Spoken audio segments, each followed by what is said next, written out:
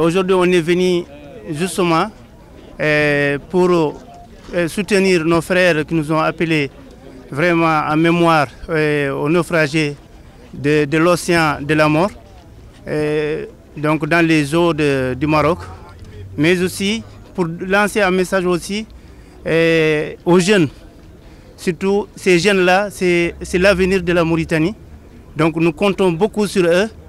Et aussi, si vous voyez ces jeunes aujourd'hui entre 18 ans et 30 ans, c'est des jeunes intellectuels, donc la plupart d'entre eux, entre les bacs et l'université. Si vraiment aujourd'hui ces ressources humaines donc, met en péril leur vie, donc ça veut dire que c'est les ressources du pays vraiment qui vont donc, en perte. Je lance aussi un appel aux autorités mauritaniennes de prendre les responsabilités en main, parce que jusqu'à maintenant, nous avons trouvé les années passées, en Côte d'Ivoire, quand il y a eu des problèmes de Mauritaniens là-bas, ils ont trouvé des solutions dans l'immédiat.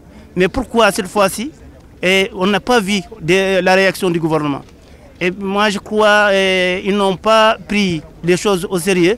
Et s'ils ont fait une enquête, on n'a pas vu quelque chose de palpable. Présidente du GIE, groupement d'intérêt économique. Moi, ce que je pense de l'immigration, c'est un phénomène mondial. C'est un phénomène mondial qui concerne tout le monde, qui concerne tous les pays. Particulièrement le cas de la Mauritanie. Normalement, moi, ce que je pense, un Mauritanien ne devait même pas aller à l'immigration, compte tenu des richesses que nous avons dans notre pays. Nous ne devons même pas avoir de chômeurs dans ce pays-là. Nous avons suffisamment de richesses et que nous pouvons créer des entreprises, de l'emploi pour les jeunes. Mais quand on voit maintenant que des Mauritaniens, que des jeunes Mauritaniens qui partent à l'immigration pour se faire tuer, alors que rien ne leur manque, parce que parmi ces gens qui se noient, il y a des bacheliers, il y a des fonctionnaires qui ont abandonné leurs fonctions, qui sont partis. Mais je pense que ça, c'est la faiblesse de l'État.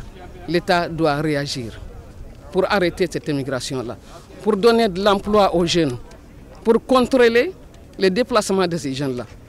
Nous avons des jeunes ici au niveau de Nouakchott, beaucoup de gens, parce que la population mauritanienne réside actuellement à Nouakchott.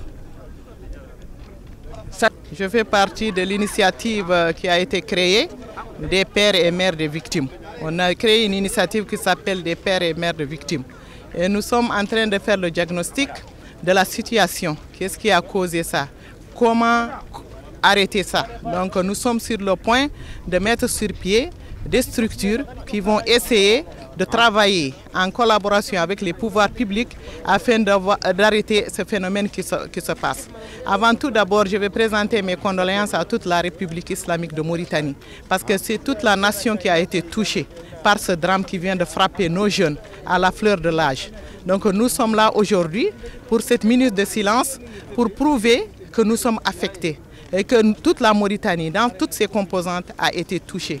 Et maintenant, nous sommes sur le point de voir avec les pouvoirs publics comment endiguer ça, comment arrêter ça pour que nos jeunes ne meurent plus en mer, pour que les jeunes n'aillent plus en Europe, parce que l'Europe n'est plus la solution.